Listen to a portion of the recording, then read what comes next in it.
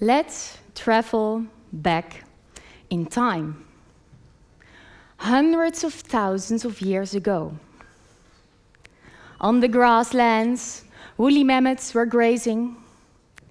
You could hear the wolves and hyenas fighting about an animal far away. You had a beautiful view of high mountains, with at the top a little bit of snow. Fred was walking in front of Wilma. Our ancestors were looking for their next meal. You could only hear their footsteps in the long grass. But suddenly, Wilma spotted it. Only a couple of meters away from Fred, there it was, hiding in the bushes. A saber-toothed tiger, ready to pounce, ready to make Fred his next meal. Within a second, Wilma's breathing rate increased. She opened her mouth to ventilate more air, moving her shoulders up and down, filling her chest.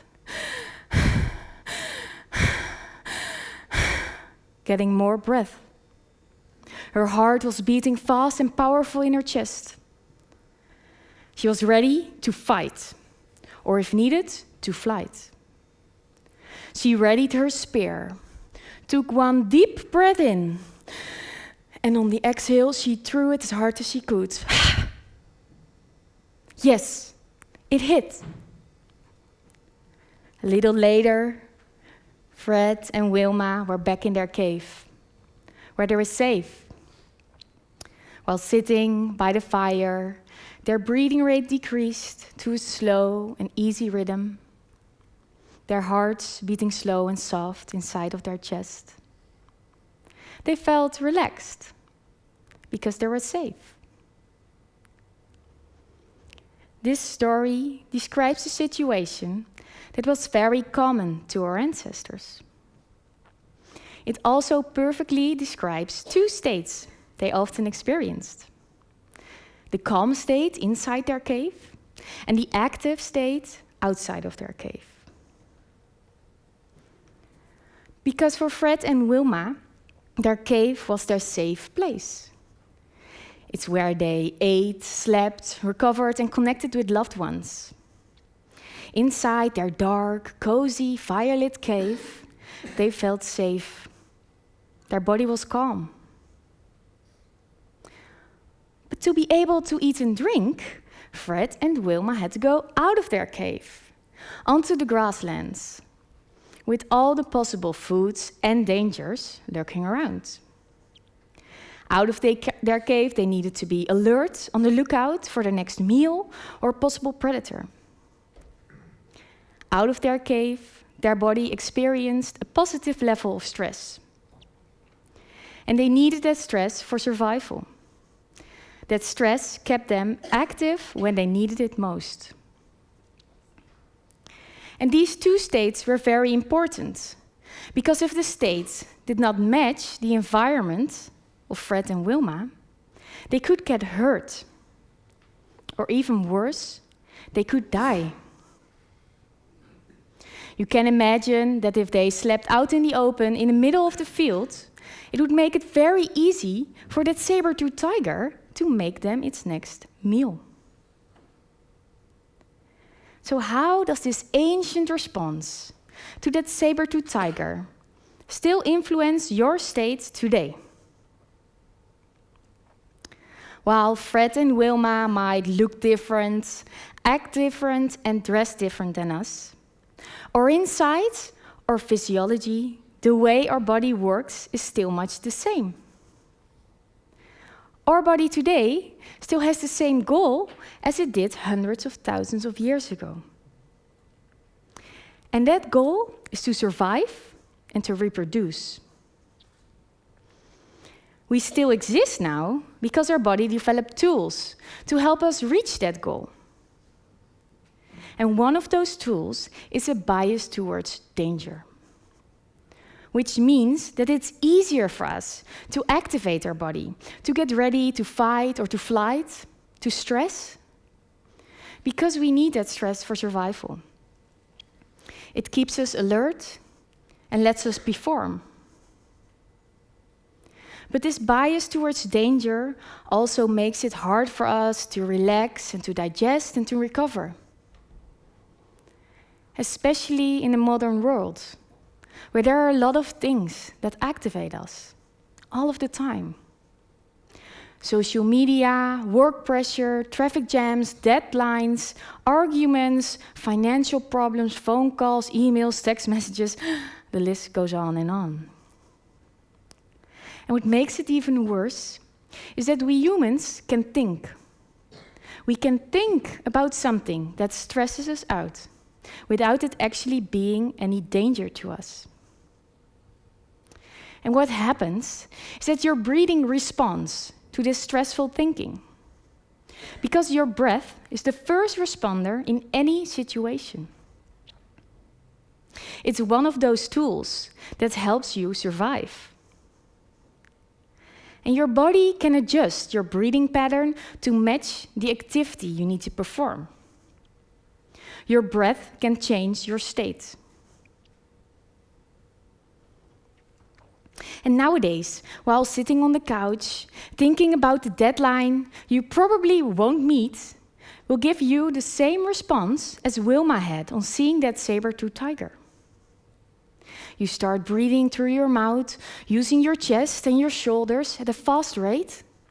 You can even feel your heart beating in your chest, all while sitting on that couch.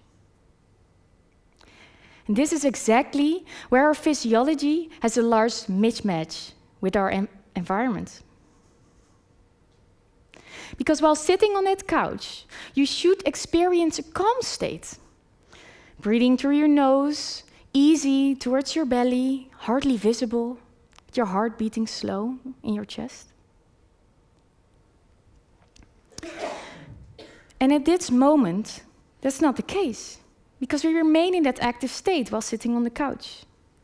We're not like Fred and Wilma anymore, where their state matched their activities and environment perfectly. And this is why we tend to get stuck in this active stress state. Not only because it's rewarding, because we can get things done, but because our body is rather safe than sorry.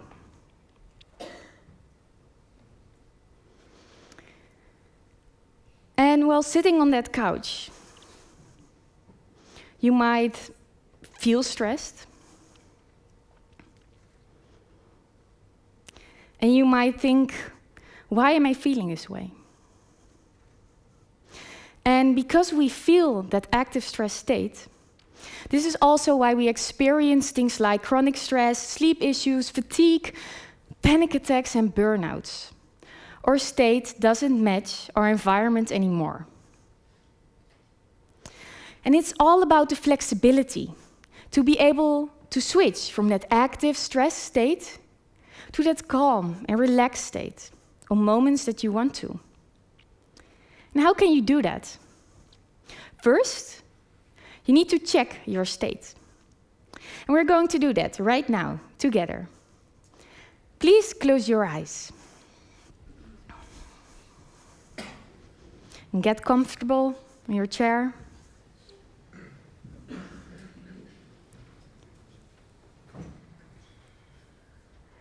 At this moment, where do you have most access to? Are those thoughts, things that happened, things that are going to happen? Or do you have more access to feelings, like emotions, happiness? Or do you feel more things of your body, physical sensations, some tension or an ache somewhere? And if you check in with your heart by placing 2 fingers on the inside of your wrist, can you feel your heart beating? And is it beating fast and powerful like mine?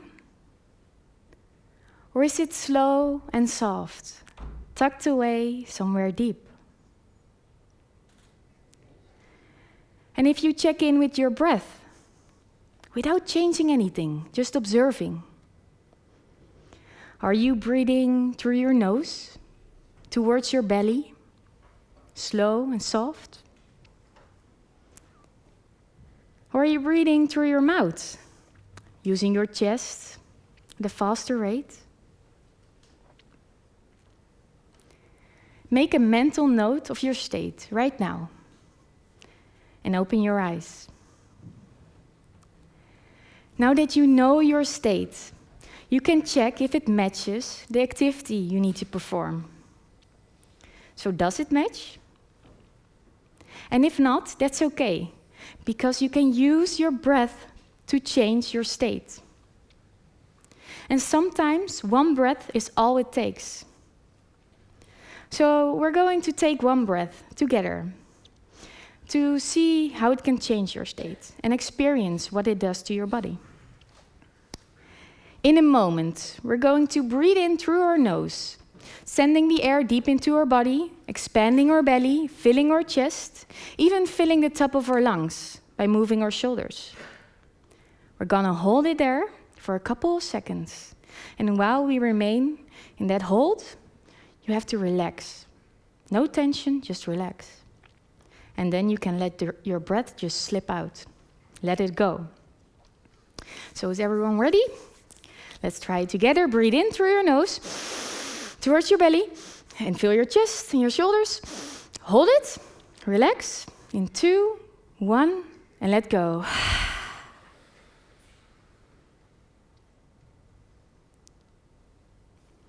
How do you feel? Feels pretty good, right? By scanning, observing, and guiding our breath, we can control our state. And by control over our state comes control over our life. My philosophy is that to live better, you need to improve your breathing awareness. Check in with your state more often. Make sure that it matches your environment and the activities you need to perform. And use this tool, your breath, because it's easy, it's free, and you have it always with you. Because if you know how to use it, you won't feel like running from that modern-day saber-toothed tiger all of the time. Use your breath, your most powerful tool, and relax.